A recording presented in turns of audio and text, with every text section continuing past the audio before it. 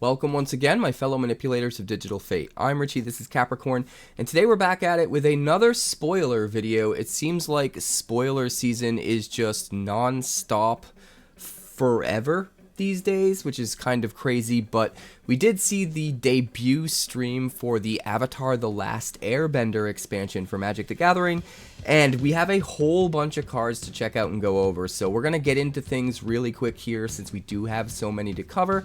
Before we do, please like the video. It helps me get it out to more people. It helps the channel grow so that we can have more of these videos coming.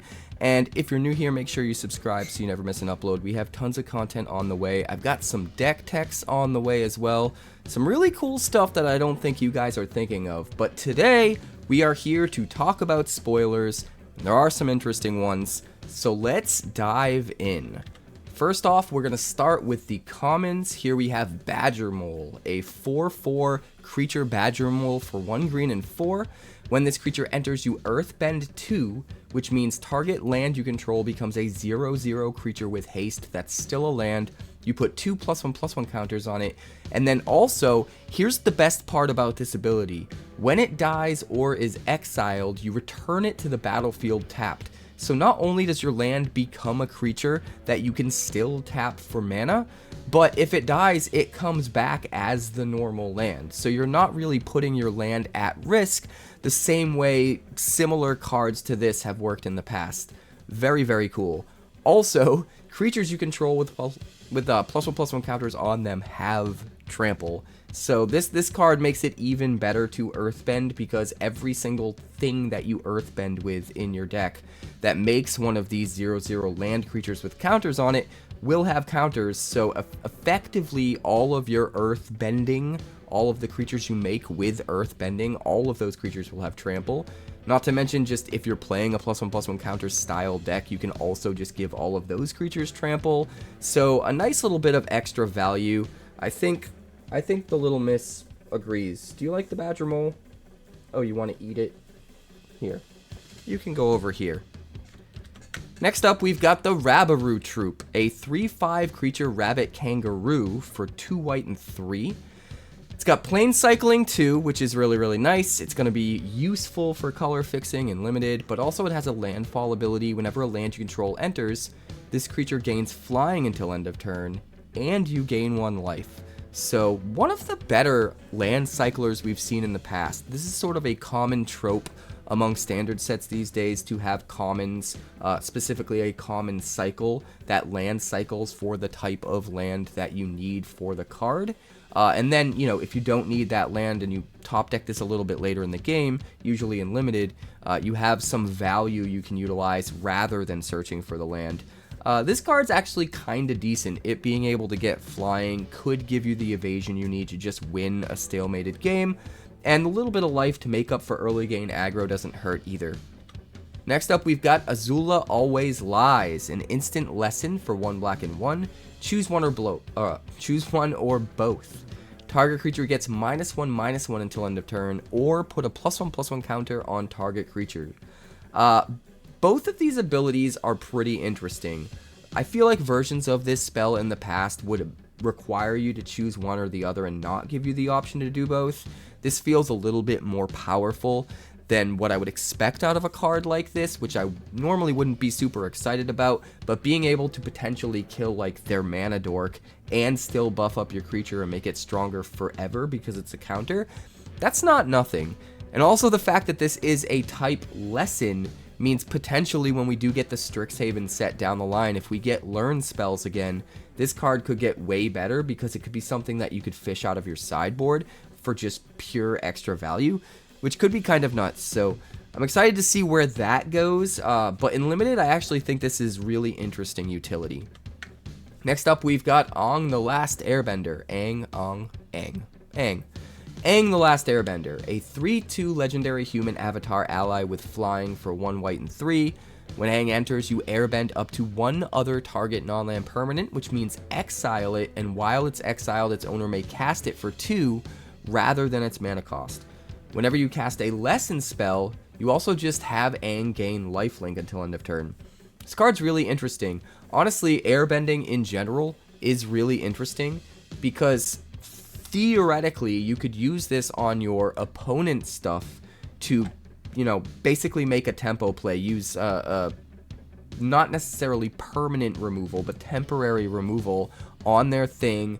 Make them have to pay mana to recast it. It might be cheaper than what they originally paid to play the thing, but still it sets them back tempo, and that could be cool. But you can also use this on your own stuff, and that's where it gets really interesting. Being able to almost like flicker a thing, except instead of actually flicker it, you just let it, you know, exile and sit in exile, and then play it whenever you want for just 2, which could be really interesting. It makes me wonder if some of these airbending cards are going to work well in like a Nurturing Pixie style deck or something like that, where it almost functions as another way to self-bounce, except with the added bonus of only having to pay 2 mana to recast the thing. So if you self-bounce something really expensive, you don't have to pay the full cost to replay it. Also, it sits in exile, not in your hand, so if you're up against discard on the opponent's side, they can't just discard it out of your hand. It's kind of tucked away safe in exile, which is pretty cool. So this card itself isn't like the most exciting thing ever. It'll be useful and limited for sure, but the idea of airbending in general and what other cards are coming is definitely exciting. Next up, we've got North Pole Patrol, a 2/3 human soldier ally for 1 blue and 2. Tap him to untap another target permanent you control. Okay, so are they banning Soul Cauldron yet? Also has Waterbend 3, tap target creature and opponent controls. So pretty interesting, uncommon, can get you a little bit of value here. Using it to untap any permanent is nice because you can even use it to untap, you could untap a land just to like generate an extra mana. So in a way, this guy can sort of be like a mana dork for you, while also having utility of untapping other things, while also having utility to tap other things. And since it's waterbending, the way waterbending work is it's a mixed mesh of results that you can get out of waterbending abilities. But what ties all of the waterbending abilities together is the fact that something that you waterbend, you can use tapping your guys to pay for the mana cost rather than pay the entire mana cost. So if you have 3 dorks out, tap the 3 dorks and you don't have to pay any mana to waterbend and tap one of their creatures, which is pretty cool. But you could also just mix and match. Like you could tap 2 dudes and pay 1 mana to tap their creature. So there's some nice versatility here, but again, just the floor being that you can tap this to essentially generate mana by untapping a land is pretty good when you add that into all of the utility. I think it'll be a halfway decent card in Limited. Next up, we've got Invasion Tactics, an enchantment for 1 green and 4. When this enchantment enters, creatures you control get +2/+2 until end of turn, and whenever 1 or more allies you control deal combat damage to a player, you get to draw a card. 5 mana is a lot, but the fact that it double anthems your entire team makes me feel like this is going to be pretty strong and limited. And obviously, if you're in an allies deck, it gets even crazier. As soon as you just hit once for combat damage, it draws a card to replace itself. And the fact that it buffs up all of your dudes means it makes it that much easier to hit in for combat damage because your creatures are much more resilient and harder for your opponent to effectively block, or at least effectively block and still have their creatures survive. So it's nice that one ability sort of helps initiate the other ability. And I actually think this card's going to be a little bit better than most people think it will be at first, until they finally play with it and realize just how much it can do. You definitely want to jam it in a deck that has plenty of allies. Next up, we've got Gran, a 1/2 legendary human peasant ally for just 1 blue mana. Whenever Gran becomes tapped, draw a card, then discard a card. Non-creature spells you cast cost 1 less to cast as long as there are 3 or more lesson cards in your graveyard. What an interesting card. You need to go super deep into lessons to fill it up quick, but if you do, all of your spells become way cheaper. Well, a little cheaper, but in the case of where I think this card would see play or could potentially see play, it's probably going to be 2 mana spells being paid for 1 mana, right? So you're going to basically get a half cost reduction. Probably like a prowess deck or something like that would want to utilize this. Is it actually good enough? Hard to say, but even just having a 1/2 body that gets you the utility of looting when it becomes tapped for just 1 mana is kind of decent in and of itself. This one's a little bit of a head scratcher because I do feel like it requires very specific cards if this were to see play in Constructed, in Standard. You would need the Lesson deck to be like a real thing, but also be something that would require you to play something like this on turn 1 without it feeling bad. Because regardless of if you're in the Lesson deck or not, it's going to take you still a little bit to get there, right, to those 3 cards in the graveyard. So, like, is that worth playing this on 1 as, like, not the greatest tempo play in the world? Hard to say. It'll be interesting to see what else comes in the set, and I think that will determine whether or not this is realistically usable. Next up, we've got Allies at Last, an instant for 1 green and 2. It has affinity for allies, which is really interesting. That just shows you how deep they're going into allies with this set. And up to 2 target creatures you control each deal damage equal to their power to target creature and opponent controls. So if you're deep in the allies deck, having the 2 creatures that you need to deal their damage anyway is going to give you the 2 creatures that you need to turn this into a 1 mana spell.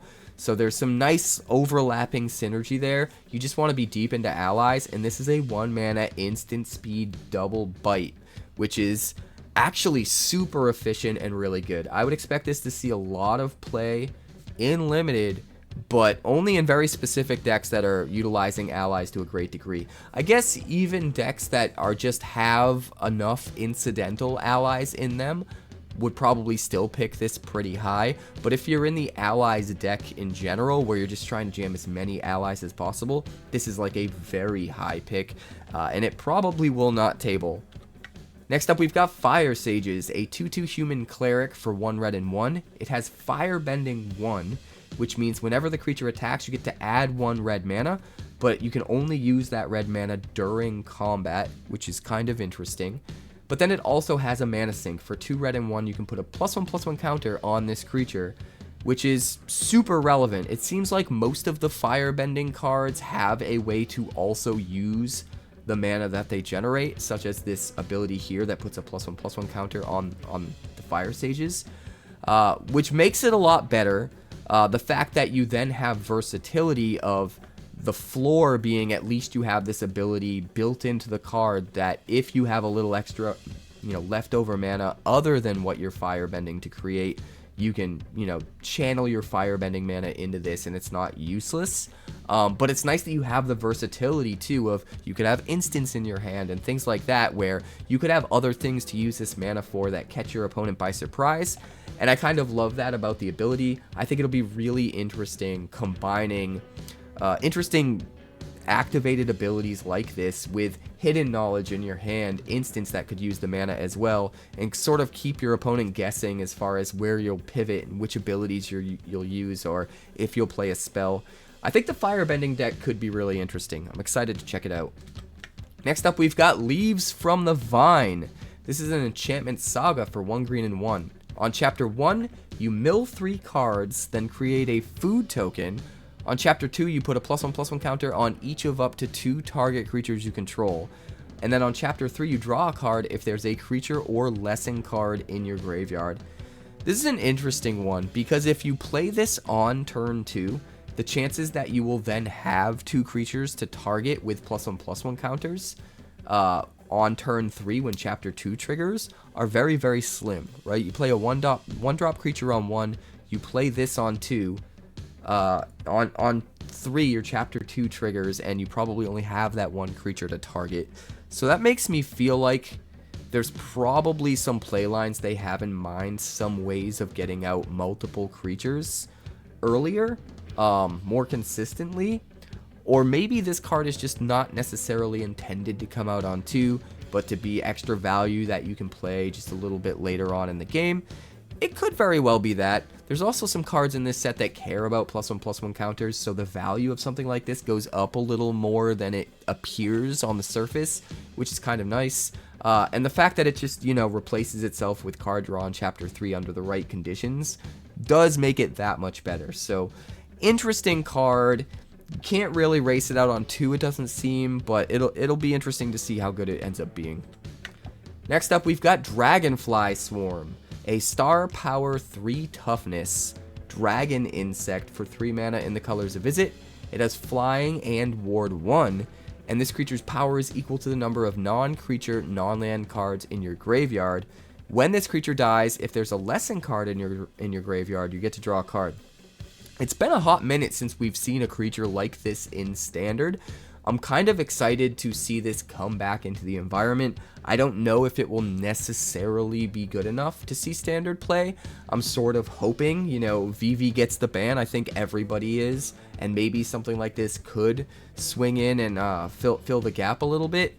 Although I feel like Standard right now is so pushed to high hell that it's really, really hard for a card like this to actually see any play.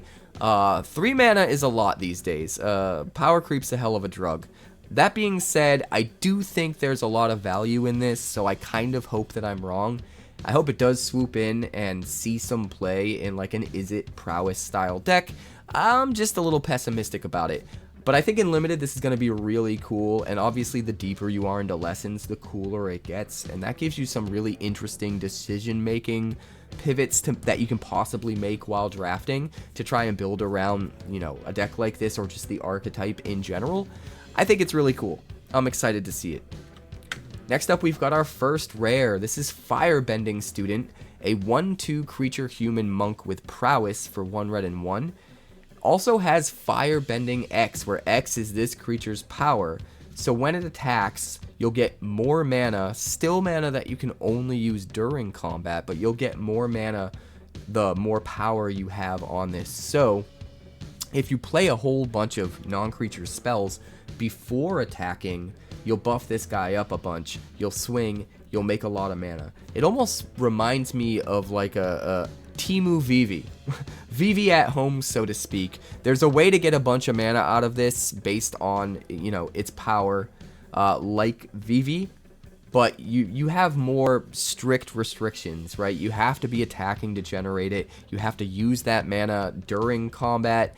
But yeah, I still think this is sort of kind of a fixed Vivi, and the fact that it only costs 2 mana instead of 3 helps to make up for the lack of power that the card has. I still think certain decks might be able to utilize this to an insanely good degree. Just generate a ton of mana, use that mana to play even more buff, right? Play a bunch of buff before swinging, and then swing with this, make a ton more mana to play all of the rest of your buff, and just swing for like 20 out of nowhere. I don't think that's out of the realm of possibility. I do think we could see a new prowess style deck sort of being built around this card. At the very least, this card existing is another reason why Vivi can't be in the format. Like, so crazy. The Izzet deck is just so pushed these days. It's nuts. I can't believe it. I think this card's actually going to be really good. And I really hope Vivi's gone so that this card can come in and get some attention, because I think it deserves it. Next up, we've got Airbender Ascension, an enchantment for 1 white and 1.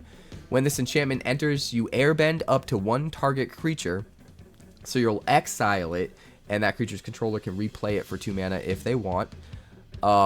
Whenever a creature you control enters, you put a quest counter on this enchantment. At the beginning of your end step, if this enchantment has 4 or more quest counters on it, you exile up to 1 target creature you control and return it to the battlefield under its owner's control.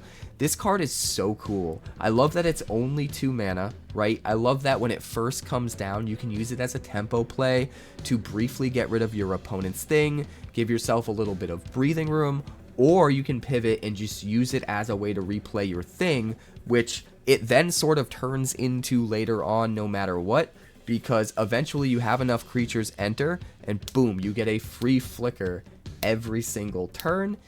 There will absolutely be legitimate flicker decks built around this card. I think flicker is very close to being a real deck already, with some really awesome support out of the last few sets.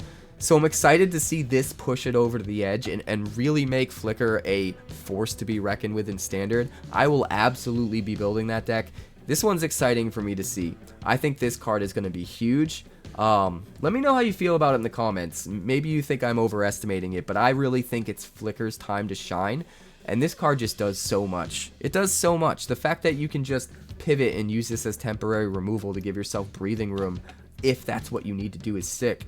But the fact that if you top deck it later, you can just use it as, you know, another way to replay things and get more of your value is even sicker. So, very, very cool card. Next up, we've got Ran and Shaw, a 4/4 legendary dragon for 2 red and 3. He's got flying and firebending too, so he'll make that 2 red mana every time he swings. When Ran and Shaw enter, if you cast them and there are 3 or more dragon and or lesson cards in your graveyard, create a token that's a copy of Ran and Shaw, except it's not legendary. And then you can also pay 4 mana and dragons you control get +2/+0 until end of turn. This is actually really sick. I don't think it's that hard to get some combination of 3 dragon and or lesson cards. If it was very strictly one or the other, you have to have 3 dragons or 3 lessons, that would be trickier, and I would be a little bit more weary of a card like this. But any combination of dragons and lessons, I really think a dragon deck could be in our future in standard. I think this could be nuts. 5 mana for 2 4/4 flyers that when they swing make enough mana for you to turn them each into 6/4 flyers is crazy. And the fact that you can pivot and use that 4 mana to just cast spells instead if you need to, and the fact that you can also get extra value out of the activated ability by just using the mana that you have from your lands as well, like all of that silver lining makes it even better. But just the fact that you can probably consistently get 2 of these every time you play it in the right deck, that's a lot of power and toughness for the cost, especially when you consider the fact that it's hard for your opponent to remove because it's split amongst 2 permanents instead of just being like one big 8/8 flyer with firebending 4. I think that's way, way better. So I'm really excited about this card. I'm hoping dragon decks end up really being a thing. It could just be that this is a win condition in like a spell-based lesson deck too. So I'm excited to see what direction people go with this. But I think some kind of a dragon deck could be really cool. Next up, we've got the last Agni Kai, an instant for 1 red and 1.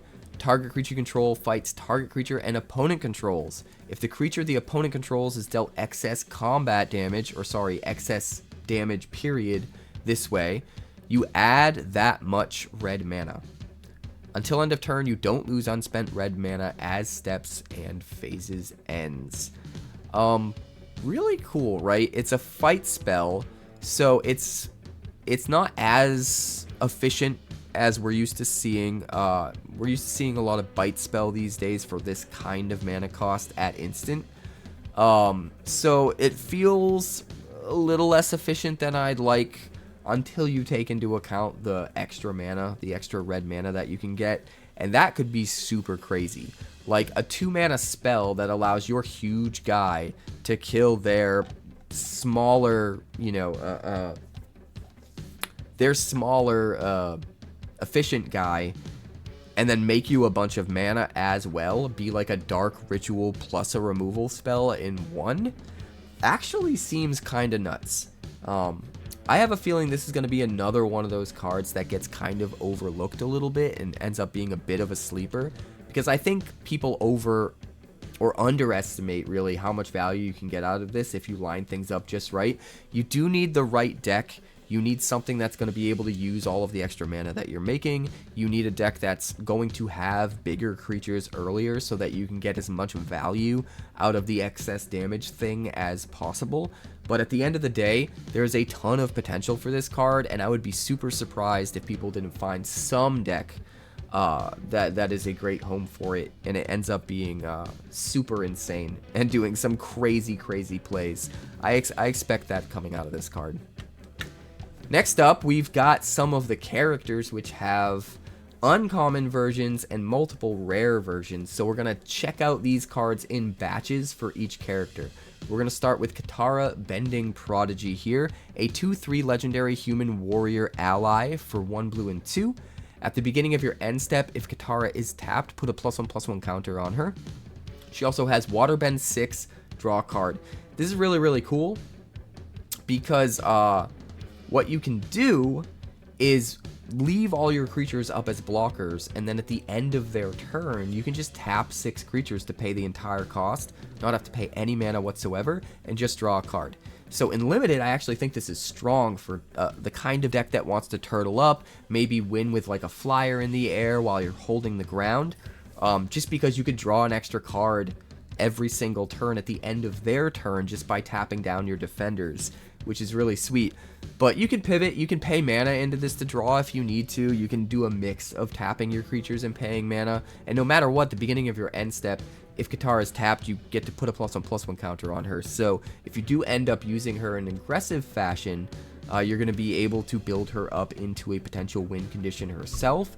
But more importantly, if you tap her to pay for the waterbending cost, every time you do that, she'll get a counter if you do it during your turn, which is really, really interesting. I think this card's really cool. I'm excited to see this in Limited for sure. I don't know if it's quite there for Constructed. It could be. If there's a crazy like go wide Convoke deck that ends up being really good in Standard, this could end up being a part of it to just refill your hand like crazy. But for sure in Limited, I think she's going to be really sweet. And next up, we've got Katara the Fearless, a rare 3/3 legendary human warrior ally for 3 mana in the colors of Bant. If a triggered ability of an ally you control triggers, that ability triggers an additional time. This is going to be pretty wild for ally tribal decks. This is a card that we've actually seen already, but they showed it off again during the debut video, so we're definitely going to mention it in this spoiler video because of that. This is just insanely good payoff for ally decks, especially because it seems like the allies have a lot of interesting triggered abilities, and this is just going to double them all in additional time without extra hoops to jump through. They just need to be allies. You don't need to like attack or have the ability be a certain kind of triggered ability or anything like that. They just need to be allies, and then all of those triggered abilities are going to trigger an extra time. It's gonna be pretty wild. It seems like we get a card every single set these days that in some way lets us double our triggers. And this is the one for this set, working for allies. So I'm excited to see where ally tribal goes because I think there's already a lot of potential. And then lastly here is Katara Water Tribe's Hope, a 3/3 legendary human warrior ally for 5 mana in the colors of Azorius. She's got Vigilance. When she enters, you create a 1/1 white ally creature token, which helps you go wide for all of that waterbending. And speaking of waterbending, she is Waterbend X. Creatures you control have base power and toughness XX until end of turn. X can't be 0. Activate only during your turn. So this is another one that we've seen before.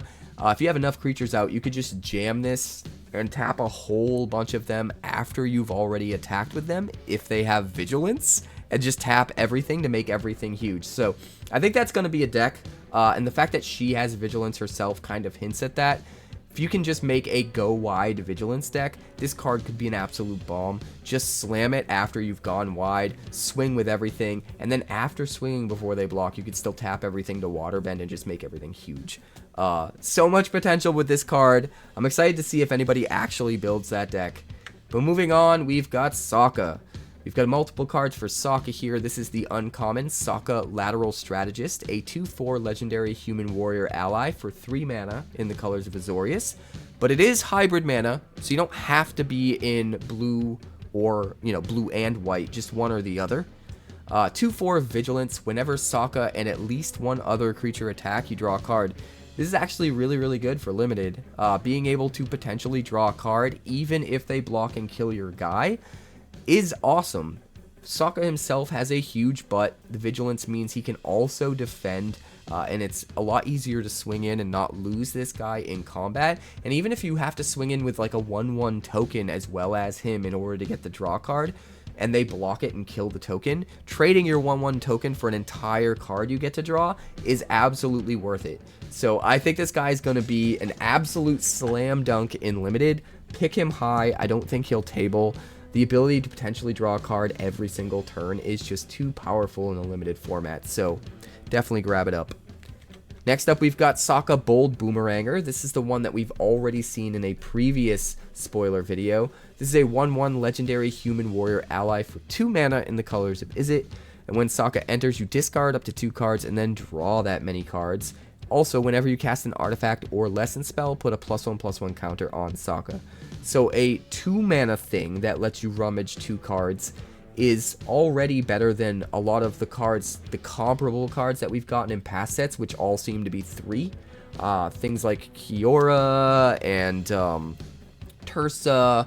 Cards like this we keep getting, it seems, in every set, but they're all 3 mana and somehow let you draw 2, discard 2. This is 2 mana and lets you, you know, rummage 2, which is just strictly better. And then the ability isn't anything to scoff at either. Like, being able to just pile up counters on this in an artifact deck is nice, with the extra value of, if you have lesson spells, you can get even more counters there, or maybe it can work in a lesson deck. There's ways for this card to be pivot and used in different decks, which I think is really cool. I think it's going to end up being a really powerful card. Another good example of why Vivi needs to go. And then lastly here, we've got Saga Tenacious Tactician, a 3/3 legendary human warrior ally with menace and prowess for 4 mana in the colors of Jeskai. He gives all your other allies menace and prowess also, which is already kind of crazy. But then, whenever you cast a non-creature spell, you create a 1/1 white ally creature token. So this is kind of like a mentor on crack, which is kind of nuts, to be honest. It's only 1 more mana than the mentor, and it still spits out a token for you every turn. Sure, that token doesn't have prowess itself, except it does because it's an ally token, and Saga gives all allies menace and prowess, so it spits out tokens that have prowess and menace, which is definitely better than the Monastery Mentor. And this guy has menace himself and better stats, which is better than the Monastery Mentor. I think overall, it's hard to say if it's better, because the Mentor can come out 1 turn sooner, and the sooner you have a card like this, the more triggers you can get off of more spells and generate more creatures. Like, you're not playing spells potentially on 3 before you get this out if you're putting out your Monastery Mentor on 3. So it's hard to say which one's actually better, but the ceiling for this guy is way, way higher. And I'm hoping this guy ends up being as nuts as he seems in Standard, because he just seems like an absolute force to be reckoned with. And I would much rather the prowess decks go in this direction, utilizing a card like this, where they start to look a little bit more mid-rangey rather than aggro, and you really need to build up this board state with this powerful 4-drop as well before you start to fire off your spells and stuff. I kind of hope that's the direction a deck like this ends up moving in. So I'm really rooting for this guy to be a contender in Standard for sure. He's definitely powerful enough. We just need the format to slow down a little bit, and hopefully if Vivi's gone, you know, there's a hole for this guy to come in and fill. I think he's really cool. It would be a shame if he just didn't quite end up being good enough because he was just a little bit too slow. I hope that's not the case, because I think it's a really great card. And this is how I want to see the prowess decks be moving forward. I would love to see them just be a little bit slower and a little bit more tactical, and just come out of nowhere with an insane push with a ton of damage, but a little bit later in the game. I think that would be really cool. Next up, we've got Toph. Here's the uncommon version of Toph the Blind Bandit. Wait, it's not Toph, it's Toph, right? It's Toph. I think someone corrected me on the last video. It's Toph the Blind Bandit. A star power 3 toughness legendary human warrior ally for 1 green and 2. When Toph enters, you get to Earthbend 2, which is already pretty powerful, getting 2 creatures for the price of 1. And Toph's power is equal to the number of +1/+1 counters on lands you control. So the deeper you go into Earthbending, the more +1/+1 counters you have on all of your lands, the bigger Toph gets as far as power, at least. That's actually really good for an uncommon. This does a lot for an uncommon. At the very least, it's a 2/3 for 3 that also gives you a 2/2 that replaces itself when it dies, which honestly just seems kind of nuts for an uncommon. I feel like this guy is going to be super huge in Limited, and it's probably going to be a really high pick for any of the decks that are trying to go into Earthbending. So if that's you, definitely pick it high. It probably will not table. I think it's going to be pretty powerful in Limited. And the other version of Toph is one that we've also already seen a couple months ago. This is Toph the First Metal Bender. We are going to go over it again for anyone that has missed it. The card is so crazy. It might be the most powerful card in the set. Excuse me a moment. Ah, glorious nectar of the gods. It's a necessity. So Toph the First Metal Bender is a 3/3 legendary human warrior ally for 4 mana in the colors of Naya. Non-token artifacts you control are lands in addition to their other types. At the beginning of your end step, Earthbend 2. So all of your artifacts get to turn into earthbending targets, which is just insane because you got to remember when you earthbend something and it dies or leaves play, it comes back as the original card, no longer a creature. So if you earthbend your artifacts, now if your artifact dies or leaves play somehow, it's gonna come back. You could totally break that by having like enters the battlefield abilities that you can re-trigger over and over again, potentially by constantly having, you know, these artifacts die as creatures that you've earthbended, come back into play as their normal artifacts, re-trigger their enters the battlefield ability. Like, I don't know, Portal to Phyrexia. That's probably a bad example because it's so expensive, but theoretically your Portal to Phyrexia could come back in, re-trigger, make your opponent sacrifice three creatures, and then you earthbend it, turn it into a creature again, and if it dies, whether it's because you sacrifice it or it dies in combat or whatever, it just happens again, right? It just keeps coming back as the normal type and no longer a creature, and then you can keep using this ability to, at the beginning of your end step, Earthbend 2, to turn it back into a creature. Just gets kind of nuts. But the other way this card is going to be completely busted is the fact that now all of your non-token artifacts just trigger all of your landfall abilities. That seems kind of nuts. Can we make like an artifact landfall deck where we drop Toph and then we play a bunch of artifacts, maybe with, Toph, maybe with a bunch of affinity for artifacts cards so that we can play them for like free, and then we're just triggering all these landfall abilities. There's so much potential for this card, it's kind of nuts. So if you have ideas, let me know in the comments. I think this card's going to be a real contender in Standard. Next up, we've got Zuko. This is the uncommon card for Zuko. Zuko Exiled Prince, a 4/3 legendary human noble for 1 red and 3. He's got Firebending 3, so he'll give you 3 red mana every time he swings, but you have to use that mana during combat. Luckily, he has a mana sink for just 3 mana. Exile the top card of your library. You may play that card this turn. So absolute worst case scenario, this is a 4/3 for 4 that when it attacks, exiles the top card of your library and lets you play it this turn. That seems good as the floor, right? I think this guy is really good in Limited. It seems like all of these uncommon legendaries are really good staples for Limited. The fact that that's just the floor, though, and it can be more than that under the right circumstances. You know, you swing, you generate the 3 mana. Maybe you have a combat trick, you've got something to surprise your opponent with, and you can get even more value out of that mana because of it. I think there's a lot of potential with this card.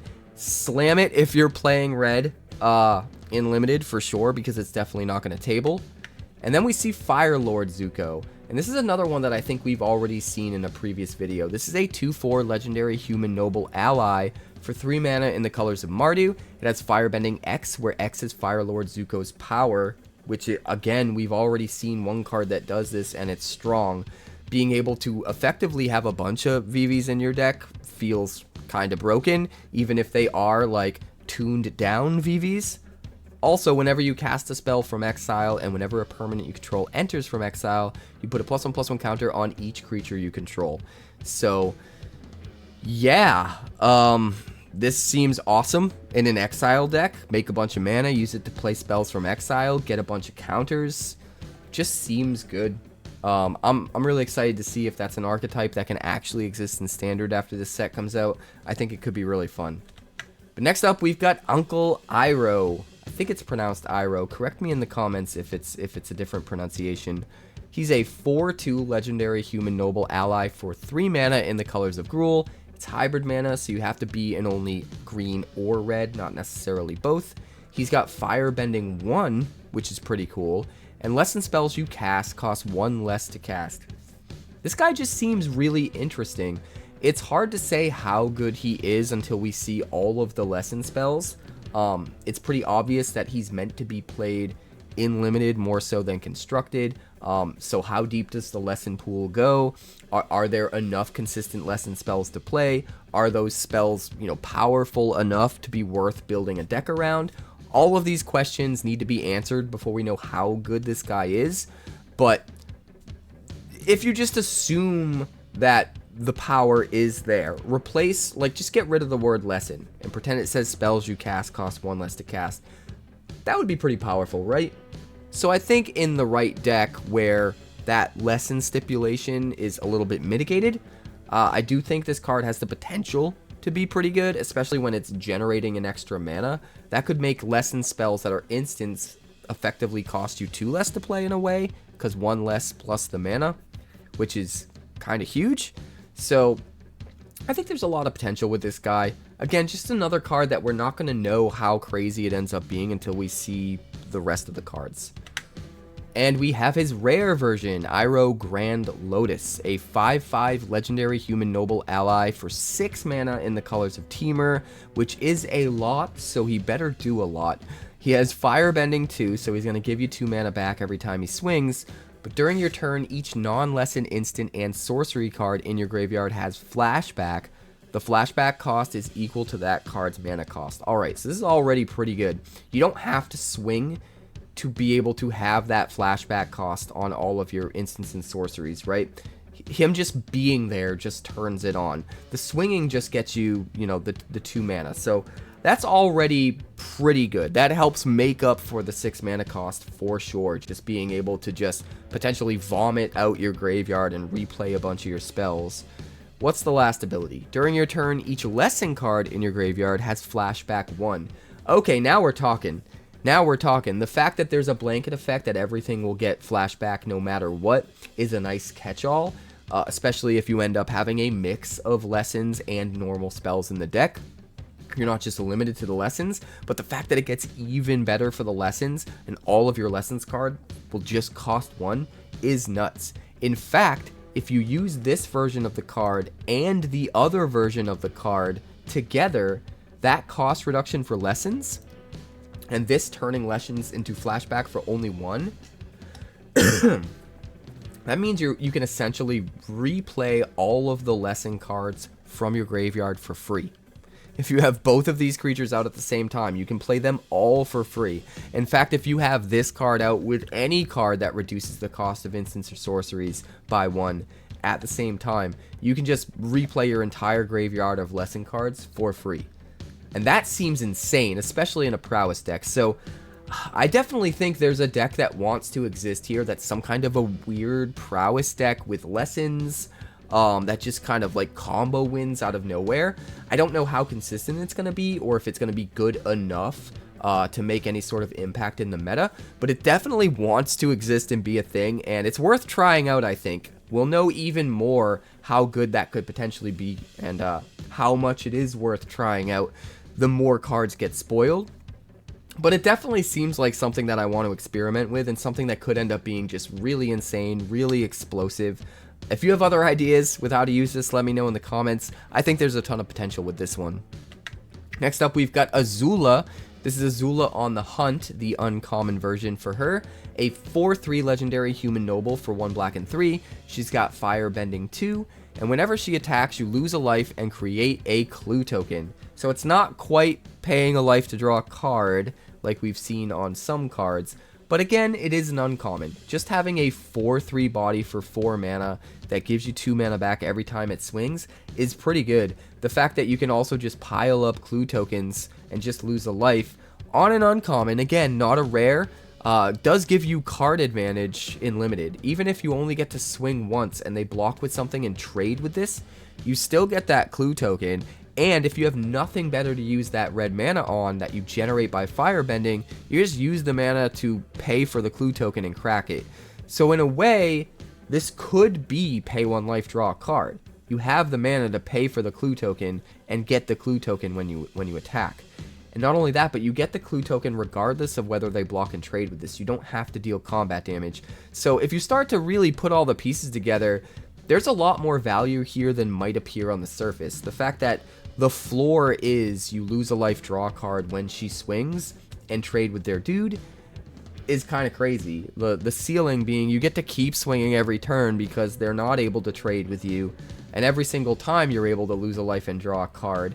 Or you could even pivot, just pile up the clue tokens and have something better to use the mana for, have that versatility of playing instant speed things as well. If you have combat tricks and they try to block her to kill her, you could use the combat trick to potentially keep her alive, or, you know, kill the blocker so that you can do it again next turn and do it again next turn. So being able to pivot, having that versatility of what you use the mana for, but also having the floor of, at the very least, if you have nothing to use the mana for, you just draw the card by channeling the mana into the clue token. All of that seems awesome to me. Again, just another example of how these monocolor legendary uncommons seem to be really, really pushed for limited. I think this card is super sweet. Next up, we've got Azula Cunning Usurper, a 4/4 legendary human noble rogue for 5 mana in the colors of Dimir. This is one of the rare versions of Azula. She's got Firebending 2, just like her uncommon version. But when Azula enters, target opponent exiles a non-token creature they control. Then they exile a non-land card from their graveyard. During your turn, you may cast cards exiled with Azula, and you may cast them as though they had flash. Mana of any type can be spent to cast those spells. There's a ton of value to unpack here, and I think it's really easy to overlook it. Let's note the cons first. You don't get to choose the creature that they have to exile, right? That's like the biggest downside. They get to exile whatever they want. But with all of the extra value that you're getting here, I think that that's kind of nitpicky. Just the fact that you basically get an edict effect. They have to sacrifice something, except it's better than sacrifice because it gets exiled. That's already pretty good. And then the fact that they have to exile something from their graveyard and it can't be a land means there's potential extra value there of even outside of playing whatever they exile from the graveyard and getting the value there, just potentially forcing them to have to exile something that gives them value in their graveyard if they're backed into a corner under the right circumstances. You know, if that's like the only card in their graveyard, forcing them to have to exile that one. Maybe it has flashback and now they can't flash it back, stuff like that is a nice little bit of silver lining value that I like.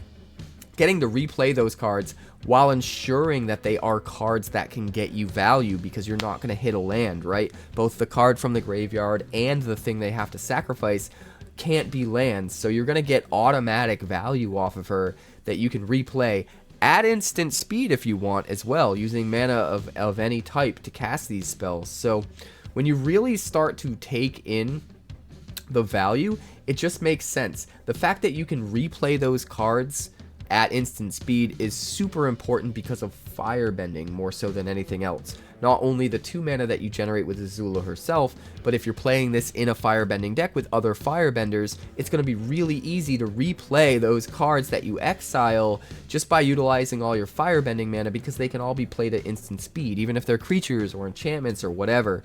So that's pretty exciting. I think the more you think about this card, the better it is. 5 mana is a lot though, so let me know in the comments if you think this could actually see play in Standard. I think there's an outside chance, but I'm not sure, man. Power creep's a hell of a drug these days, and 5 mana is a lot, so I don't know. Let me know how you feel about it in the comments. I hope so, because I think the card's really cool.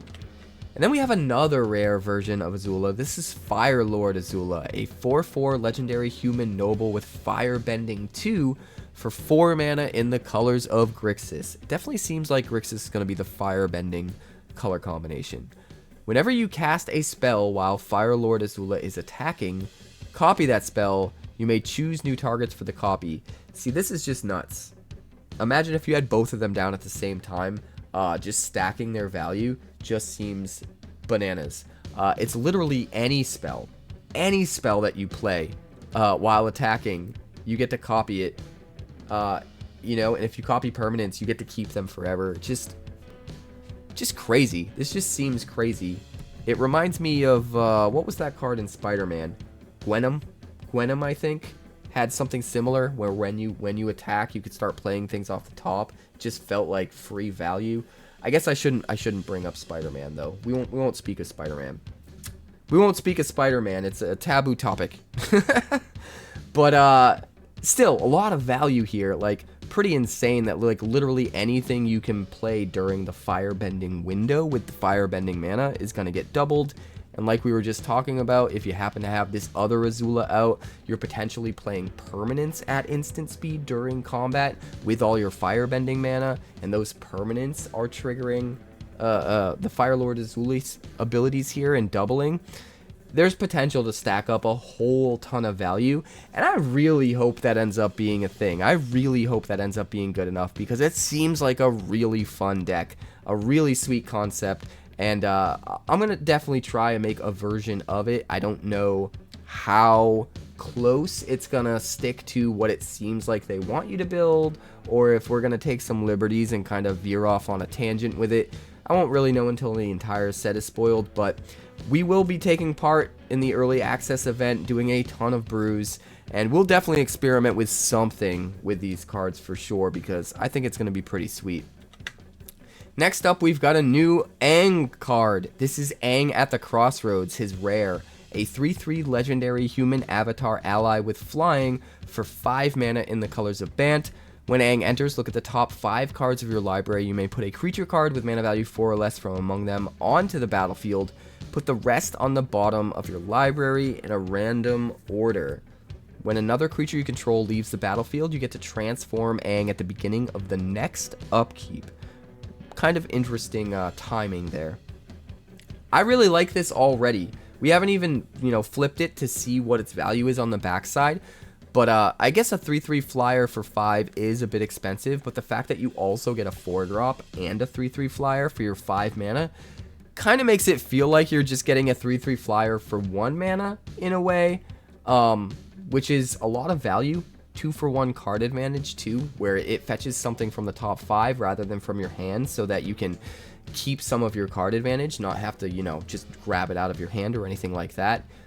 So card advantage and 2-for-1 power, like on the field, put a lot of pressure on your opponent, and then it potentially flips and it becomes Aang Destined Savior, a 4/4 legendary avatar ally, colorless it looks like. With flying, land creatures you control have vigilance, and at the beginning of combat on your turn, you get to Earthbend 2. Very interesting. So it turns into a slightly bigger flyer that gives all of your land creatures vigilance, and also allows you to Earthbend every single turn, notably at the beginning of combat rather than during your end steps. So you get to attack with that creature as part of the combat with vigilance that turn, right? And the cool thing about giving all of your land creatures vigilance is they could potentially still be used for mana. They could attack, and then in your second main phase still tap for mana, or if you want to get real cheeky with it, they could attack, you could say go, you could use them to defend, and then after defending still tap them for mana and cast some instant speed stuff on your opponent's turn. So there's a lot of potential here with giving your land creatures vigilance and pairing this up with some of the other busto earthbending cards we've already seen. It seems like the start of a deck is brewing for sure. I think this is really exciting. I think this card is super fun. Let me know how you would build around this in the comments, because I definitely think this one has a ton of potential, and I'm really excited to see where it goes.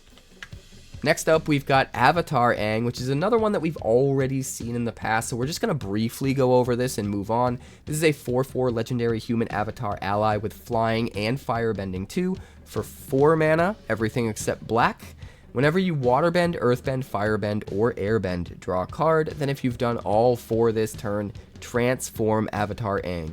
He can turn on the firebending himself, which makes things a little bit easier. You just got to figure out how to waterbend, earthbend, and airbend all in the same turn, which could be kind of tricky. This could either just be a meme deck, or if there's a combo that's strong enough, this could be a real contender as some crazy out of nowhere combo just goes off, you get your flip, and he becomes Aang, Master of Elements.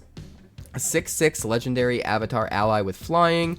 All spells you cast cost a WUBRG less to cast, and it can reduce generic costs, which is kind of insane. A lot of spells in standard that are legal in standard right now could end up being free off of the backside of this. That just seems nuts to me. At the beginning of each upkeep, you may transform Aang, Master of Elements. If you do, you gain 4 life, draw 4 cards, put 4 +1/+1 counters on him, and he deals 4 damage to each opponent. So basically, you flip it to the backside, you have a giant flyer, you cast everything in your hand for free, run out of gas. When you do run out of gas, you can choose to just transform him back so that you can refill your hand with those 4 cards, get some extra value, turn him into a bigger creature, hit for damage, do all the things, gain life, you know, and then maybe rinse and repeat and just keep doing it. He's back on the front side. You find a way to do all 4 bendings again. You flip him again, and you know, now you have the 4 cards that you drew when you flipped him back to the front side to then utilize the 5 mana thing and just keep doing it. You could keep cycling this and it could get really crazy. I think we're going to have to build a deck like that during early access. I have no idea what it looks like yet, so if you have ideas, let me know in the comments. But we have to build something that utilizes that, right? We got to try to do it. Next up, we've got Appa Steadfast Guardian. This is another old one. 3/4 legendary creature bison ally for 4 mana, 2 white and 2. Has flash, has flying. Whenever you cast a spell from exile, create a 1/1 white ally creature token. So another card that works really well with the exile deck.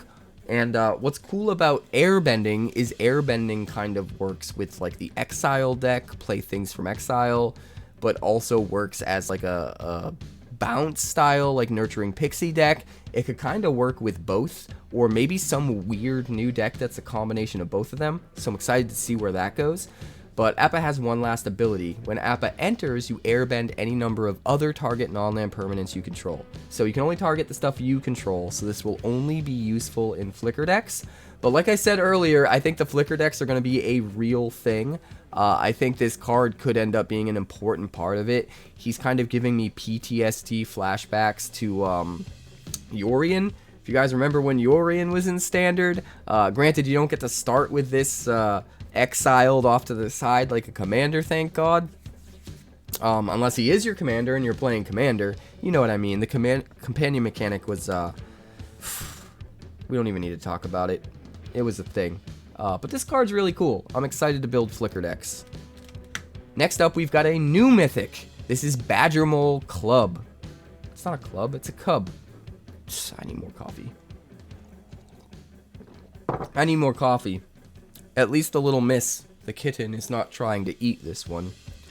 Badger Mole Cub, a 2/2 Badger Mole for 1 green and 1. When this creature enters, you Earthbend 1. And whenever you tap a creature for mana, add an additional green. I think this card is absolutely freaking insane. No wonder it's a mythic.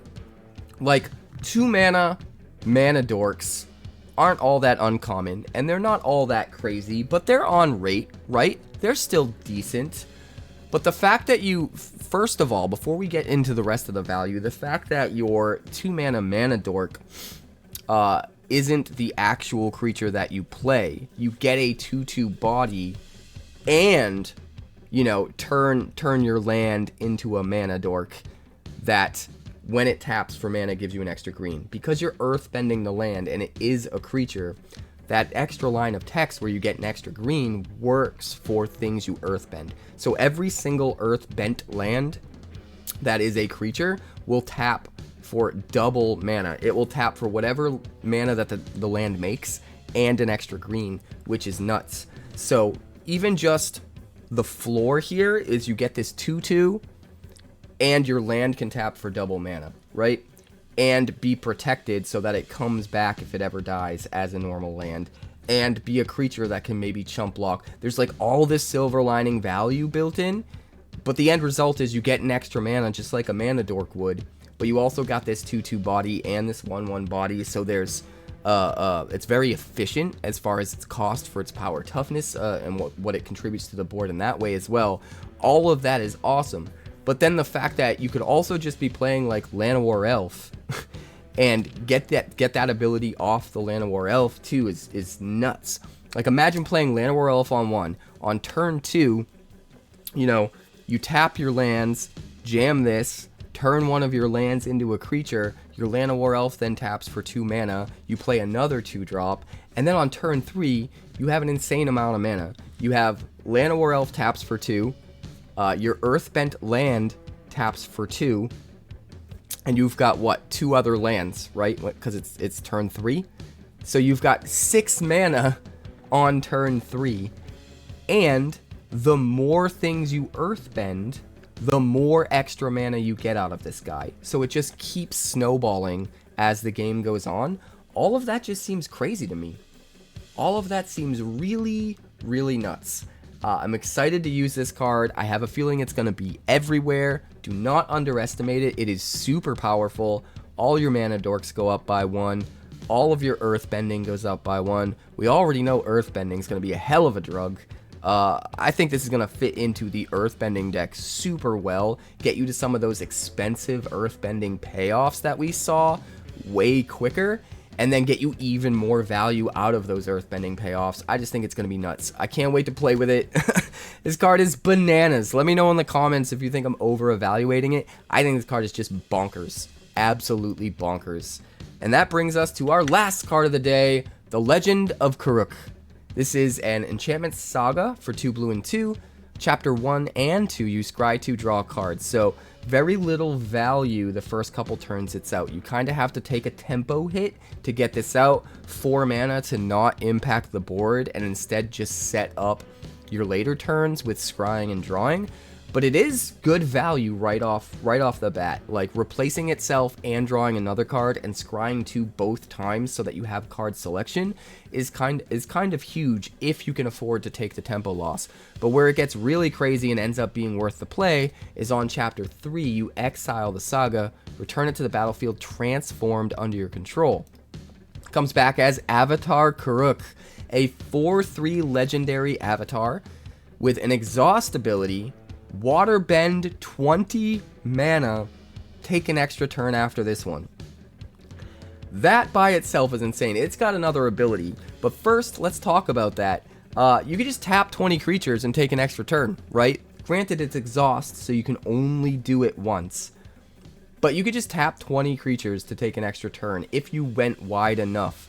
There's got to be a deck that goes wide enough, right? We've seen a bunch of cards already that are creating token creatures and stuff like that off of triggers. I think there is going to be a deck that goes super wide and can actually utilize this exhaust ability. And remember, you can mix and match mana and tapping dudes to pay for that waterbend. So you don't necessarily need to get to the full 20 creatures to tap in order to pay for that. In fact, you don't even just need creatures. You can tap your artifacts. So does this go in like an artifact deck where you're just going super wide with artifacts, maybe for affinity for artifacts, and then being able to tap all those artifacts later to pay for your waterbending? Maybe. But there's another ability here. Whenever you cast a spell, create a 1/1 colorless spirit creature token. With this token, can't block or be blocked by non-spirit creatures. Any spell you cast, guys. Every single spell you cast, not a land that you play, but every single spell that you cast is going to give you a 1/1. Every single thing. It's not even just non-creature. It's nuts. You're just going to flood the board anyway, right? Especially, oh god, could you imagine if this was in Vivi? I can't wait for Vivi to be gone. It just ruins everything. It just ruins everything. But this is really cool. It goes super wide. I mean, half of that waterbending 20 could probably easily be from creatures that you just generate with this ability. But it's even crazier than that because these spirits have basically shadow. This is sort of like bringing back Shadow without officially bringing back Shadow. If you guys remember Shadow, very old mechanic. I loved the Shadow mechanic, but it was like super. It was a little obtuse. Basically, Shadow creatures can only block or be blocked by other creatures with Shadow. This functions similarly, except it cares about the creature type being Spirit. So I think that's really, really interesting. All of these 1/1s could potentially be unblockable for the most part, which is kind of nuts. They can't block super well, but you can use them to waterbend. So I'll be really interested to see what kind of deck actually wants to try to utilize this card, because I feel like there's very particular hoops you kind of need to jump through to get the most value out of this. But if you can, I feel like the potential for a card like this is just absolutely off the charts. And I'm excited to see where this goes. What kind of decks you guys come up with that can utilize this card. Maybe what kind of deck I come up with for early access that can utilize this. I think it's a really fun one. And I really hope there ends up being a deck that can make this work. Just seems really, really crazy. Another thing I want to point out is if you do find a way to like flicker this, it'll come back into play as the Saga and then eventually turn back into the creature and have its exhaust ability again. So I like that they opened up the door for that to happen, but I also like that they made it kind of delayed. You can't just take a free turn every turn because you do have to wait and get through the, scry to draw a card portions of the card before it flips back. So it's like once every 3 turns you could have Avatar Karuk back, a fresh version that you could use the exhaust ability on, which doesn't feel super broken. And I like that, but at least there is potential to do some really wonky, crazy combos and like utilize the extra turn multiple times. That might just be a meme and it might not be like something truly competitive, but I still like that the potential's there to do something like that. I just think it's really fun. But I do feel like there's some kind of deck where this card could be really competitive in. I'm excited to figure out what that is. So like I said, if you have ideas, let me know in the comments. But that is going to do it for this video. I will have another video on the way soon detailing all of the rest of the cards that were announced today. Because there were some more cards spoiled. These are all of the cards that they showed us in the debut video. And I've seen a few other cards here or there, so there will be another spoiler video coming with all of the rest of the cards spoiled on day 1. Look forward to that. There's also deck techs on the way. Ton of stuff is on the way, so if you haven't already, please subscribe, do the thing. I would appreciate it so much. We'll have tons of content coming, and if you have already done the thing, hit the like button. Do me a favor, help the channel grow, help me get out to more people, all that good stuff. I know I say it every single video, but it honestly does make a huge difference when you guys are hitting that like button. Don't underestimate that, and I am super grateful for all of you guys that do it. So if that's you, let me know in the comments, and I can thank you. I can heart that comment and let you know it matters to me and it means a lot, because it does. So thank you guys. I'll see you on the next one. I'll see you there.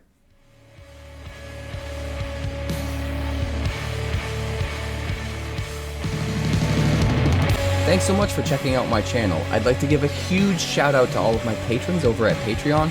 Without you guys, this channel would not be possible, so honestly, thank you from the bottom of my heart for all of your contributions. If you haven't yet, like and subscribe. The more likes we get and the quicker we get them, the bigger this channel will grow and the faster it will grow. I'd love nothing more than this channel to become something very special for you guys, but it's entirely up to you how fast that happens. Also, if you'd like more deck techs, that's somewhere over there. And if you'd like to see what else the channel's been up to lately, that's somewhere up that way. Also, subscribe, circle below, do all the things.